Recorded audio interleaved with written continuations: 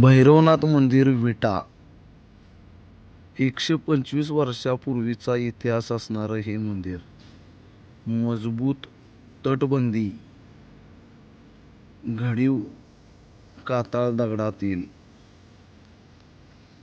समोर द्विमजली प्रवेशद्वार आपण पाहत आहोत. ह्या मंदिरास फारच मोठा इतिहास आहे. प्रवेशद्वाराच्या समोरील बाजूस चौतऱ्यावरती 2 दंडधारी द्वारपाल, द्विमजली प्रवेशद्वारावरती नगारखाना, सुंदर नक्षीकाम असणारं हे प्रवेशद्वार, रंगरंगोटी ही फारच छान केली असून फरसबंदी वरती असल्याने 3 पायऱ्याचा टप्पा केला आहे आणि द्विमजली मंदिराचा कळस लाकडी स्ट्रक्चर आणि संपूर्ण सुंदर परिसर, शांत वातावरण, विटागृहीत प्रसिद्ध असणारं हे नाथ मंदिर, नवनाथापैकी एक असणारे हे भैरवनाथ, सभामंडपाला असणारं हे सुंदर रेखीव नक्षीकाम, शिसव या लाकडात कोरीव काम केलं आहे. फारच आकर्षक, लक्षवेधी कारागिरीस मनापासून सलाम. मंदिर बंद असल्याने आतील बाजूस आपण पाहत आहोत भैरवनाथाची मूर्ती. भैरवनाथ भाविकांचं श्रद्धा असणारं हे ठिकाण, अगदी देवपांढरीचा भैरवनाथ म्हणून ओळख. म्हणजेच विटा शहराच्या सुरुवातीपासूनची या मंदिराची स्थापना. खरंच एक सुंदर मूर्ती आपण समोर पाहत आहे आणि त्याच दर्जाचे सुंदर सभामंडप आणि भोवतालचे नक्षीकाम.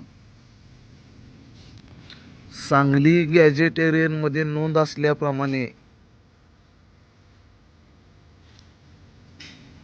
101 वर्षापूर्वी मंदिराचा जीर्णोद्धार झाल्याचा उल्लेख आढळतो. सभामंडपातील संपूर्ण हे दृश्य, प्रवेशद्वारावरती असणारा हा नगारखाना आणि त्याच्या दिशेने जाणाऱ्या ह्या पायऱ्या एकदम मजबूत बांधकाम शैलीची साक्ष देतात. खरंच एक सुंदर आणि ऐतिहासिक शांत परिसर. सभामंडपास एकूण 24 लाकडी खांब आहेत. बाजूलाच असणारा हा सिमेंटमधील सभामंडप आणि आतमध्ये आपल्याला दिसत आहे ज्ञानेश्वर माऊलींची सुंदर मूर्ती,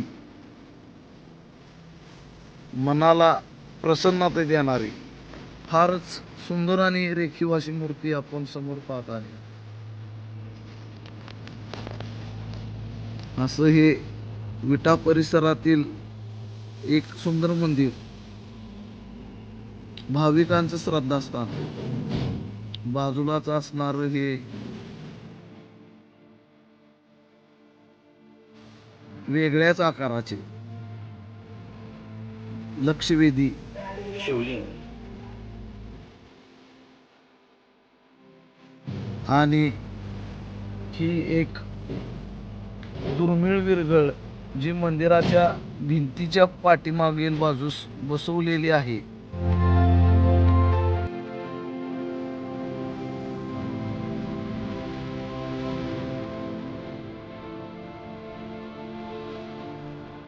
संपूर्ण सभामंडपाचं काम सागवानी लाकडात व नक्षीकाम शिसवच्या लाकडात झालेले आहे. एकंदरीत 24 खांबावरती उभं असणारं हे मंदिर. डाव्या भिंतीवरती हे विरगळ, आतील परिसर आणि मनाला प्रसन्नता देणाऱ्या घंटानाद करणाऱ्या घंट्या,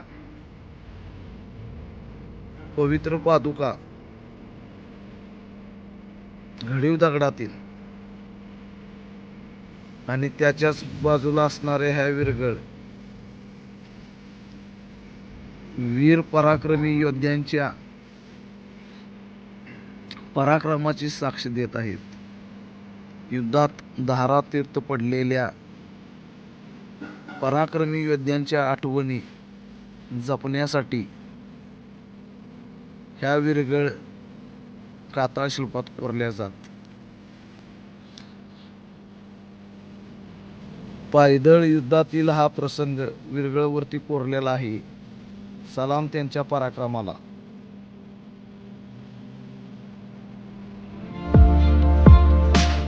नमस्कार. आपण आहोत आता विटा येथील भैरवनाथ मंदिरात. हे मंदिर कसं फारच पुरातन आहे आणि ह्या मंदिरात असणारी ही विरगळ तशी अगदी वैशिष्ट्यपूर्ण आहे.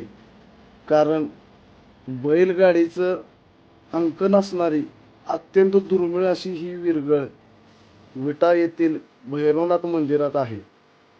आपण समोर पाहत आहे भैरवनाथ मंदिरातील विरगळ. अगदी बेसच्या टप्प्यामध्ये आपण बैलगाडीचं अंकन पाहत आहे. त्याच्यावरती वीर पुरुषाचं स्वर्गारोहण आणि त्याच्या वरील टप्प्यामध्ये त्या वीर पुरुषास मिळालेली स्वर्गप्राप्ती म्हणजेच शिवलिंगाची पूजा होताना दाखवलं आहे. अशा पद्धतीने असणारी ही अत्यंत दुर्मिळ विरगळ आपल्या विटा शहरात आहे. धन्यवाद. मी महेश मदने, मराठी बाणा, आपल्यासमोर घेऊन येत आहोत असे ऐतिहासिक वारसे जे आपलं गतवैभव समोर घेऊन येतील. विरगळ आपल्या गावामध्ये प्रत्यक्ष युद्ध झालेले हे पुरावे आहेत. वीरगती प्राप्त झालेल्या वीरांच्या स्मरणार्थ अशा कातळ शिल्पामध्ये विरगळ बनवल्या जात आणि ह्याच विरगळ त्या वीर पुरुषांच्या पराक्रमाच्या साक्षीदार आहेत व त्या वीरांच्या पराक्रमांना खऱ्या अर्थाने न्याय मिळाला पाहिजे व हा खरा इतिहास समोर आला पाहिजे. मी महेश मदने, मराठी बाणा.